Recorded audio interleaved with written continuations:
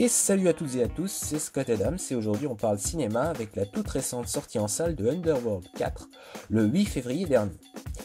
Plus qu'une suite, ce quatrième volet offre un second souffle à la saga qui entreprend de jouer sur les sentiments naturels de notre héroïne préférée. Pas sûr que la transition entre vampire gothique froide et calculatrice et louve protectrice qui regrette, mais alors regrette, beaucoup le passé, soit assumée par tous les fans de la série. Si certains y verront une parfaite excuse de la part des producteurs pour rogner sur les scènes d'action, il n'en demeure pas moins que cette approche inattendue s'avère intéressante. Par ailleurs, le film est plutôt court, 1h30 environ, et on ne s'ennuie pas un instant. Le pitch du début, depuis des siècles, Lycan et vampire se livrent une bataille sans merci.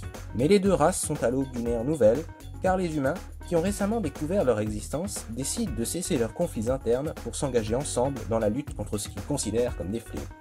Sélène s'attire alors la convoitise de l'armée et des scientifiques. Une traque incessante commence alors contre la plus redoutable des vampires.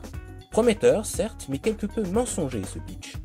Davantage qu'une lutte, c'est une traque qui nous est présentée ici, à l'instar des précédents opus. Cette traque donne lieu à quelques scènes d'action rapides, trop rapides peut-être pour certains, mais après tout, vampire ne rime-t-il pas avec être immortel, surnaturel, doté d'une rapidité et d'une dextérité jusque-là inégalées? Enfin, si l'alternance action-émotion, à mon sens plutôt bien dosée car on ne perd pas le rythme, pourra plaire ou déplaire à chacun, la 3D quant à elle ne fait aucun doute.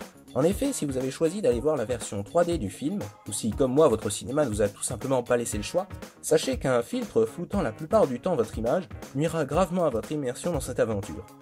Une chose est sûre, il est temps pour nos amis producteurs de trouver un nouveau moyen de nous facturer un supplément lors de l'achat de notre billet, et si possible un moyen qui ne nous gâche pas le film.